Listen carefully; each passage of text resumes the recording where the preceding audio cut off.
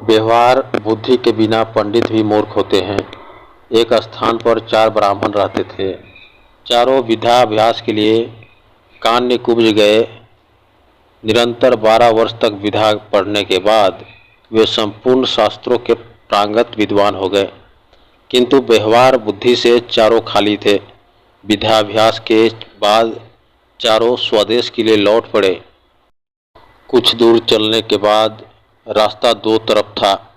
किस मार्ग से जाना चाहिए इसका कोई भी निश्चय न करने पर वहीं बैठ गए। इसी समय वहां से एक मृत वैश्य बालक की अर्थी निकली। अर्थी के साथ बहुत से महाजन भी थे। महाजन नाम से उनमें से एक को कुछ याद आ गया।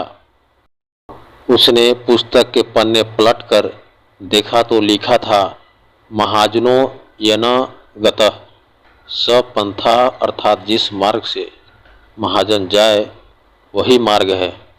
पुस्तक लिखे को ब्राह्मण वाक मानने वाले चारों पंडित महाजनों के पीछे शमशान की ओर चल पड़े।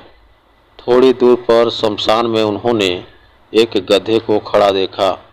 गधे को देखते उन्हें शास्त्र की यह बात याद आ गई, राजद्वारे शमशाने च यस्तिति स बांधव, अर्थात राजद्वार और शमशान में जो खड़ा है वह भाई होता है। फिर क्या था, चारों ने उस शमशान में खड़े गधे को भाई बना लिया। कोई उसके गले से लिपट गया तो कोई उसके पैर धोने लगा। इतने में एक ऊंट उधर से गुजरा। उसे देखकर सब विचार में पड़ गए, यह कौन है। 12 वर्ष तक विद्यालय की 4 दीवारी में रहते हुए उन्हें पुस्तक के अतिरिक्त संसार के किसी वस्तु का ज्ञान नहीं था। ऊंट को वेग से भागे हुए देखकर उनमें से एक को पुस्तक में लिखा यह वाक्य याद आ गया, धर्मस्य तत्रत्या गत्या, अर्थात धर्म की गति में बड़ा वेग होता है। उन्हें निश्चय गया कि वेग से जाने वाली यह वस्तु अवश्य धर्म है। उसी समय उनमें से एक याद आया, इष्टम धर्मेण योजयत, अर्थात धर्म का संयोग इष्ट से करा दे। उनकी समझ में इष्ट बांधवा था और ऊंट था धर्म। दोनों का संयोग कराना उन्होंने शास्त्रोक्त मान लिया। बस खींच कर उन्होंने ऊंट के गले में गधा बांध दिया। वह गधा एक धोबी का था। उसे पता लगा तो वह भागा आया। उसने अपनी ओर आता देखकर चारों शास्त्र प्रांगत पंडित वहां से भाग खड़े हुए। थोड़ी दूर पर एक नदी थी। नदी में पलाश का एक पेड़ पत्ता तैरता हुआ आ रहा था। इसे देखते ही उनमें से एक को याद आ गया, आगम्यस्ति यत्र पत्रम तद अस्मात् त्रिच्यति, अर्थात जो पत्ता तैरता हुआ आएगी वही हमारा उद्धार करेगा। उद्धार की इच्छा से वह मोर पंडित पत्ते पर लेट गया। पत्ता पानी में डूब गया तो वह भी डूबने लगा, केवल उसकी शिखा पानी से बाहर रह गई। इसी तरह बहते बहते जब वह दूसरे मूर्ख पंडित के पास पहुंचा तो उसे एक और शास्त्रोक्त वाक्य याद आ गया, सर्वनाशे संपुत्तपने अर्ध त्यजति पंडितः, अर्थात संपूर्ण नाश का नाश होते देखकर आधे को बचा ले और आधे का त्याग कर दें।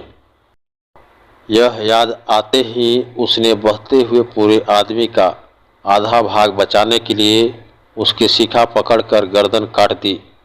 उसके हाथ में केवल सिर का हिस्सा आ गया। देह पानी में बह गई। उन 4 के अब 3 रह गए। गांव पहुंचने पर तीनों को अलग अलग घरों में ठहराया गया।